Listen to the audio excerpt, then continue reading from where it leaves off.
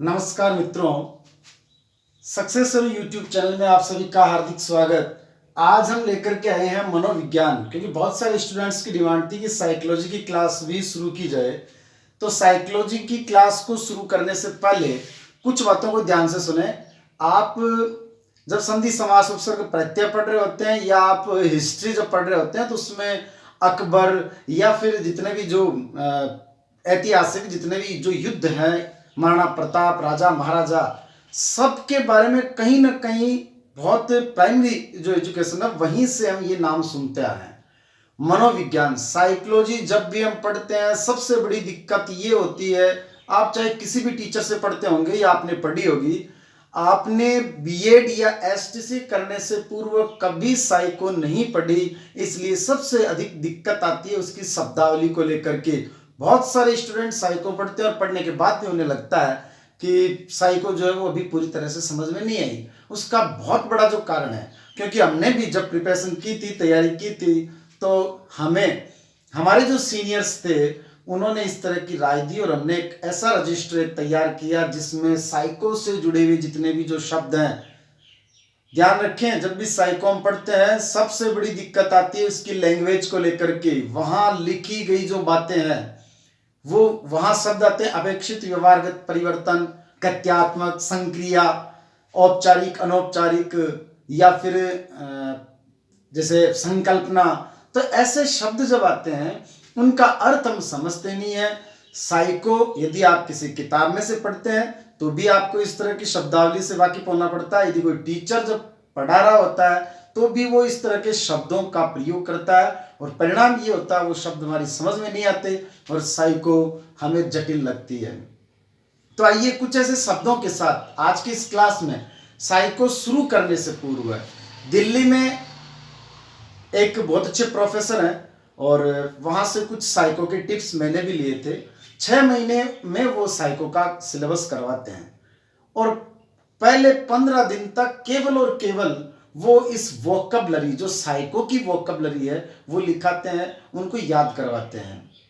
तो कुछ इसी तरह की जो वोकैबुलरी है वो मैं आज की इस क्लास में हम कुछ शब्दों के साथ और फिर धीरे धीरे मूल जो रीड का या फिर सेकंड ग्रेड फर्स्ट ग्रेड में काम आने वाली जो साइको है, फिलहाल अपना जो फोकस है वो रीड रहेगा।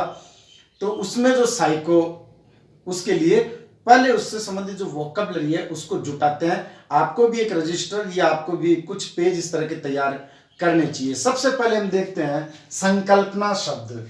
एक शब्द है संकल्पना, तो ध्यान दें संकल्पना शब्द, इसमें मूल शब्द है कल्पना। जब भी स के ऊपर बिंदी होती है, चाहे वो संसार शब्द है, संयोग शब्द है, संचय शब्द है, इस तरह के जितने भी जो शब्द हैं सब में सम उपसर्ग है और जब सम उपसर्ग लगता है तो उसका जो ठीक आगे वाला स के ऊपर बिंदी और आगे वाला जो है वो मूल शब्द होता है। तो संकल्पना क्या है? एक प्रकार की कल्पना ही है, लेकिन एक ऐसी कल्पना जैसे एक तो कल्पना होती है, कल्पना करो कि आकाश से एक परी उतर रही है। कल्पना और संकल्पना में क्या अंतर है वो मैं समझा रहा हूं। मूल शब्द यद्यपि इसमें कल्पना है लेकिन फिर भी इनमें अंतर क्या है। कल्पना करो आकाश से एक परी उतरी, ये कल्पना कहीं ना कहीं आपको लगती है कि ये कभी भी पूर्ण नहीं हो सकती कि आकाश से इस तरह से कोई परी उतरे और आपको कोई जादुई कोई एक डंडा दे दे, उससे चाहे जैसा आप प्राप्त कर सकते हो। लेकिन संकल्पना जो संगत परिस्थितियां हैं उन परिस्थितियों में एक ऐसी कल्पना जो संगत परिस्थितियों में अपने को, क्योंकि जैसे अपन कहते हैं कि इस ब्रह्मांड में इतने ग्रह हैं या पृथ्वी अपने चारों तरफ चक्कर लगाती है, तो पृथ्वी को चक्कर लगाते हुए किसने देखा? किसी ने नहीं देखा। लेकिन एक ऐसी कल्पना की गई और वो कल्पना क्यों की गई? पृथ्वी प्रत्येक वस्तु को अपनी तरफ खींचती है, वो उसके गुरुत्वाकर्षण बल के कारण। तो उसका गुरुत्वाकर्षण बल किसी ने देखा थोड़ी है, वो अमूर्त है। तो जो संगत परिस्थितियों में कल्पना की जाती है, जहां सिद्धांत बन जाता है और उसको फिर उसकी प्रतिपुष्टि के लिए कुछ न कुछ प्रयोग करने होते हैं, तो ऐसे प्रयोग करने के पश्चात जो सिद्धांत बनता है, जो नियम बनता है, उसे संकल्पना कहा जाता है। तो संकल्पना एक प्रकार की कल्पना, संकल्पना एक प्रकार की कल्पना जो संगत परिस्थितियों में की जाती है, जो संगत परिस्थितियों में की जाती है। अब देखिए यहां ब्रैकेट में मैं लिख रहा हूं ब्रह्मांड, तो उससे आपको भी ध्यान में रहेगा, उससे आपको भविष्य में ये याद रहेगा कि जो संकल्पना है वो किसे कहा जाता है। तो ब्रह्मांड और ब्रह्मांड की जितनी भी जो खगोलीय घटनाएं, वो एक, क्योंकि कल्पना करनी पड़ती है कहीं ना कहीं, और उस कल्पना के साथ साथ उससे उस नियम को प्राप्त करने के लिए जो भी आपने कल्पना की है उसे फिर सिद्धांत रूप दिया है, उसके लिए उसे प्रूव करना होता है, साबित करना होता है, उसे कहा जाता है संकल्पना। इसके बाद में देखते हैं, ये बहुत नॉर्मल से शब्द है, एक शब्द है वृद्धि और एक शब्द है विकास। और ये आप सब जानते हो, वृद्धि जो शब्द होता है वो केवल और केवल शारीरिक होती है, उसके आकार में, उसके आकार आदि में वृद्धि, आकार आदि में वृद्धि जो केवल शारीरिक होती है।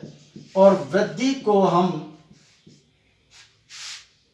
हम ये क्योंकि मूर्त होती है, इसको किसी न किसी परिमाण में बांध सकते हैं, जिसे मात्रात्मक और गुणात्मक कहा जाता है। तो ध्यान रखें, ये जो वृद्धि होती है वो मात्रात्मक होती है, वृद्धि मात्रात्मक होती है। और मात्रात्मक में हम इस तरह से अभिव्यक्त कर सकते हैं 2 kg, या हम ये कह सकते हैं 5 इंच, इस तरह से। जबकि जो गुणात्मक है, गुणात्मक होती है, ये मात्रात्मक नहीं होती, ये दिखाई नहीं पड़ती। गुणात्मक होता है इस तरह के गुण, जैसे त्याग, करुणा, दया का गुण, दया आदि का गुण विकसित होना, ये होता है गुणात्मक। और ये जो गुणात्मक है ये आता है इस विकास में। विकास जो होता है वो ध्यान रखें शारीरिक, यूं कह सकते हैं आप मानसिक, उसमें सभी तरह की बातें आ गई, सामाजिक, सब तरह की जो बच्चे में जो विकास होता है वो विकास है। लेकिन किसी के शरीर में वृद्धि होना ये है वृद्धि कहलाता है। क्रिश आपने फिल्म देखी होगी जिसमें ऋतिक रोशन जो होता है, डॉक्टर कहते हैं कि इसकी आयु तो 14 वर्ष की हो गई लेकिन इसका दिमाग अभी भी 5 वर्ष का है। तो उसकी वृद्धि तो हो गई लेकिन विकास नहीं हो पाया जब तक कि उसे जादू नहीं मिलता है, और जादू के मिलने के बाद में उसका विकास भी हो जाता है। तो ये शब्द जब भी आप साइको पढ़ते हैं बार बार ये शब्द आते हैं। आइए इनके आगे के भी कुछ शब्द लेते हैं, एक बार आप इसका स्क्रीनशॉट ले लें।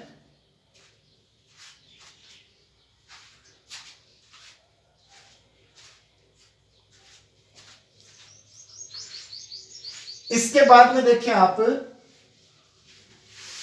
संकल्पना, वृद्धि, विकास, मात्रात्मक, गुणात्मक, इन शब्दों के अर्थ के पश्चात आप देखें आगे वाला जो शब्द है वो है अपेक्षित व्यवहारगत परिवर्तन। और ये शब्द बहुत आता है, अपेक्षित व्यवहारगत परिवर्तन। तो ये अपेक्षित व्यवहारगत परिवर्तन क्या होता है? तो अपेक्षित व्यवहारगत परिवर्तन को समझने के लिए पहले तो ये समझें अपेक्षित शब्द का अर्थ क्या होता है।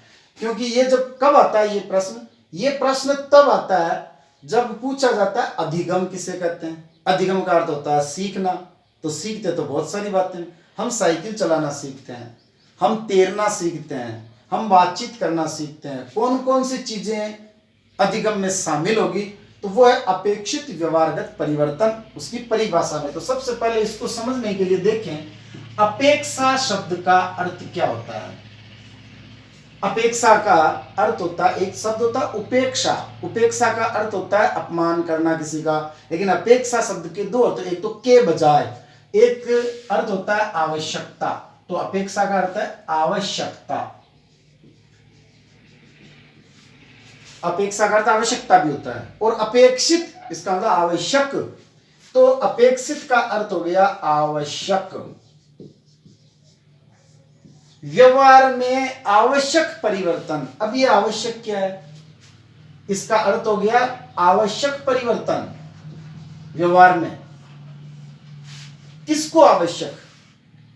एक व्यक्ति ये चाहता है कि उसका जो पुत्र है, या एक मां भी ये चाहती है, या ये समाज, या हमारा देश, राष्ट्र, ये संपूर्ण विश्व ये चाहता है कि एक जो बालक है वो, क्योंकि बालक जो है, यद्यपि ऐसा है कि बालक न तो सामाजिक होता है न असामाजिक, लेकिन फिर भी एक बालक में कितने दोष होते हैं। वो एक चॉकलेट के लिए झूठ बोल सकता है, वो एक चॉकलेट के लिए अपनी बहन या अपने भाई इनको चांटा लगा सकता है, वो एक चॉकलेट के लिए अपनी मम्मी से दूर जा सकता है कुछ समय के लिए। तो बच्चा जो है वो उसमें बहुत सारे अवगुण होते हैं। एक पिता ये चाहता है कि वो समय का पाबंद हो, वो जिद करना छोड़े, वो सत्य बोलना सीखे, वो गुरुओं का आदर करे, कुल मिलाकर के वो पढ़ाई भी करे, वो जो अवगुण है उनसे दूर रहे। ये सब आवश्यक है, ये अपेक्षित है, ऐसा हम चाहते हैं। तो ये सब गुण उसमें, क्योंकि उसके व्यवहार में ये भी नहीं है, और हम चाहते हैं कि ये जो उसके व्यवहार में परिवर्तन आए, और उसी के लिए कहां भेजा जाता है? उसी के लिए उसे विद्यालय भेजा जाता है। ये चीजें घर पर दी जा सकती है, लेकिन उसमें सामाजिक गुणों का विकास नहीं हो पाएगा जब तक कि वो विद्यालय नहीं जाता। तो अपेक्षित व्यवहारगत परिवर्तन का अर्थ होता है ऐसे आवश्यक परिवर्तन जिनकी समाज अपेक्षा करता हो। नेक्स्ट जो शब्द है वो है कि एक बालक जब छोटा होता है और जब वो बोलता है तो उसमें एक क्रिया होती है बबलाना। तो ये बबलाना क्रिया क्या होती है? ये शब्द आता है साइको में, बबलाना। तो बबलाने वाली अवस्था कौन सी होती है? बबलाने का अर्थ होता है, आप यूं समझें, ये हकलाना के निकट की अवस्था होती है जब बालक हकला करके बोलता है। जब बालक, क्योंकि हम ये भी पढ़ते हैं कि बालक में तार भाषा का गुण विकसित होता है। ये तार भाषा क्या होती है? बालक जब प्रथम शब्द की अवस्था उसकी होती है, वो केवल एक शब्द बोलता है। वो केवल इतना बोलता है जब वो कि चाय, इसका मतलब चाय में दूध, पानी, चॉकलेट, इस तरह के वो शब्द बोलता है और उसकी यही भाषा होती है। वो कहता है पानी, इसका मतलब वो ये कह रहा है मैं पानी पीऊंगा या मुझे पानी चाहिए, तो वो तो हमें समझना होता है। लेकिन तार भाषा वो होती है जिस समय, क्योंकि ये बहुत पुराना पैटर्न है, आजकल तो मोबाइल है, हम बहुत सारे साधन है एक जगह से दूसरी जगह तक मैसेज भेजने के लिए, लेकिन किसी समय तार जो होता था जिसमें शब्दों के पैसे लगते थे और शब्दों को हमें कम लिखना होता था। हमारा प्रयास ही होता था, दादाजी बीमार, पिताजी कहीं बाहर रहते हैं और हमें उनको मैसेज करना है, तार भेजते थे, पोस्ट ऑफिस से जाता था, दादाजी बीमार शीघ्र आओ, दादाजी बीमार, ऐसा नहीं लिखा जाता दादाजी बीमार हो गए हैं। तो वहां अपने पास 5 शब्द हो गए, दादाजी बीमार हो गए हैं, तो इतना लिखने की आवश्यकता नहीं है, दादाजी बीमार शीघ्र आओ। तो ये तार भाषा कहलाती थी। तो जब बालक एक संज्ञा और एक क्रिया का प्रयोग करने लगता है, दूध पीऊंगा, चॉकलेट खाऊंगा, खिलौना चाहिए, एक संज्ञा एक क्रिया, ऐसी भाषा कहलाती थी तार भाषा। तो एक संज्ञा प्लस एक क्रिया, जिसे तार भाषा कहा जाता है। तो इन शब्दों का अर्थ हमें समझना चाहिए। एक शब्द है मनोवृत्ति। मनोवृत्ति का मतलब मन की वृत्ति। मन की वृत्ति का मतलब है मन की आदत, और मन की आदत का मतलब होता है मन का स्वभाव। अब आप स्वयं बताएं, स्वभाव और आदत, जब कोई क्रिया बार बार होती है तो वो ही आदत या स्वभाव कहलाता है, हम कहते हैं। तो उसी तरह से मन का स्वभाव, किसी व्यक्ति को देखते ही क्रोध आ जाता है, उस व्यक्ति को देखते ही वो चिढ़ने लगता है। इसका मतलब उस व्यक्ति के प्रति उसकी मनोवृत्ति। तो ये हो गई एक तरह से मन की धारणा। मन की धारणा ये 100% नहीं, लेकिन काफी कुछ जो मानसिक तस्वीर होती है। नरेंद्र जी मोदी जो प्रधानमंत्री है, कईयों के तो मन में है कि नरेंद्र मोदी के मुकाबले कोई प्रधानमंत्री नहीं है, और कई जो ये मानते हैं कि नरेंद्र मोदी जो है वो केवल झूठ बोलते हैं और कुछ नहीं है। ये मानसिक तस्वीर है कि उनके प्रति हम क्या सोचते हैं। तो किसी के प्रति हमारे सोचने का जो तरीका वो मनोवृत्ति कहलाता है। हमारे सोचने का तरीका, और इसमें एग्जाम्पल मैं ब्रैकेट में लिख रहा हूं, आप उससे समझ जाना जब भी इसको वापस देखें। अमीर गरीब, अमीर गरीब के प्रति क्या सोचते हैं? गरीब तो होते ही ऐसे ही हैं। गरीब क्या सोचते हैं कि अमीरों में जो है वो कोई दया दृष्टि या दया भाव नहीं होता, जबकि सारे अमीर बेकार नहीं होते, सारे गरीब जो है वो आलसी नहीं होते। लेकिन अमीर कहते हैं गरीब तो होते ही आलसी, हमने मेहनत की इसलिए पैसा हुआ है, ये लोग मेहनती नहीं होते।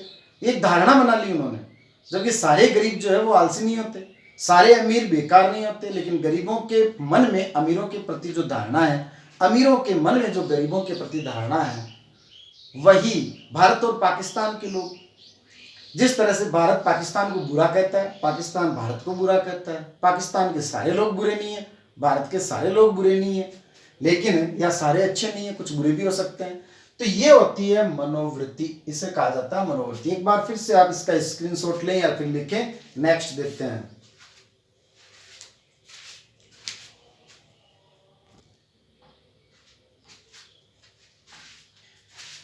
आइए आगे बढ़ते हैं। दो शब्द है, एक शब्द है संवेदना और एक शब्द है सांवेगिक विकास। जब इक प्रत्यय लगता है तो प्रथम वर्ण ए का आ बन जाता है, इसलिए संवेग प्लस इक बराबर सांवेगिक, सांवेगिक विकास।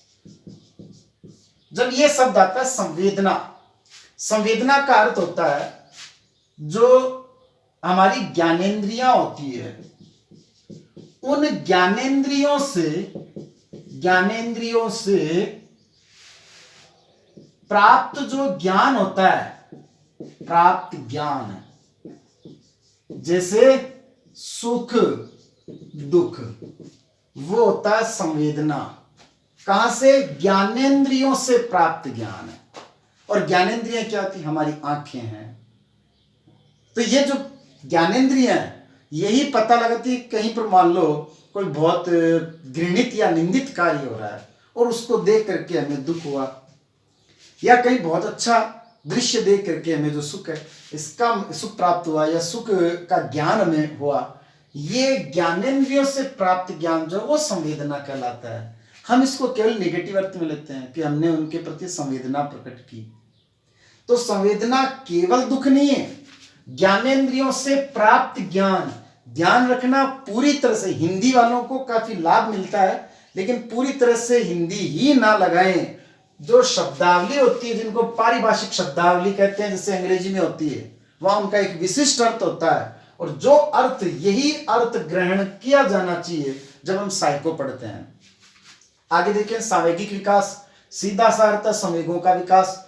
तो इसके लिए हमें क्या समझना होगा कि संवेग किसे कहते हैं, और संवेग ये सब जानते हैं कि ये इमोवियर शब्द से बना है, और इसके लिए इंग्लिश में जो शब्द है वो है इमोशन, और इमोशन का अर्थ क्या होता है? मनोदशा, यानी मनोदशा। लेकिन मनोदशा का अर्थ क्या होता है? हो सकता है मान लो किसी के मन की जो दशा है वो किसी समय बहुत अच्छी हो, किसी समय बहुत बुरी हो।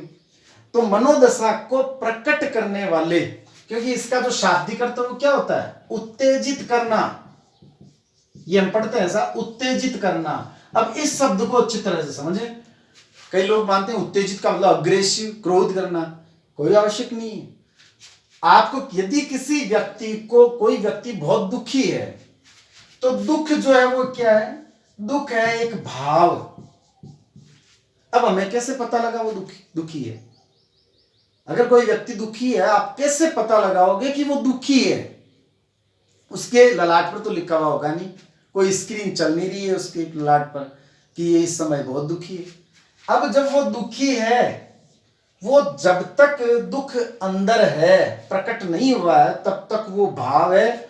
और ज्यों ही अश्रु निकले, आंसू उसके बह निकले, और उस समय ज्यों ही आंसू निकले हमें पता लग गया कि ये दुखी है। ये दुख को प्रकट करना, जब भाव प्रकट हो तो वो क्या कहलाता है? संवेग। तो जब भाव प्रकट हो और वो संवेग कहलाता है। यही है उत्तेजना, भावों की उत्तेजना। अब वो फूट फूट करके रोने लगा, तो ये जो संवेग हो गया।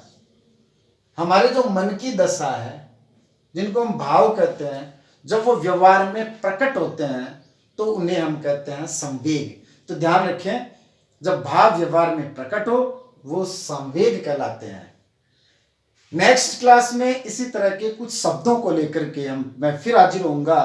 तब तक के लिए धन्यवाद। आप जो नए लोग हैं सब्सक्राइब करें, बेल आइकन जरूर दबाएं, ताकि जो ही कई लोगों को बेल आइकन का नहीं पता होता है, सब्सक्राइब के पास ही जो बेल आइकन का बटन होता है उसको दबाएं, ताकि जो ही नया वीडियो अपलोड होता है आपको नोटिफिकेशन तुरंत मिल सके। साइको की क्लास, ये जो क्लास है विशिष्ट शब्दावली के साथ, ये 5-7 क्लास होगी। और उसके बाद में जब तक कि आपके पास 200-250 जो बहुत अनिवार्य जो शब्द हैं, वो जब तक उनका आपके पास संकलन नहीं होता है, फिर उसके बाद में हम आगे टॉपिक वाइज चलेंगे। धन्यवाद।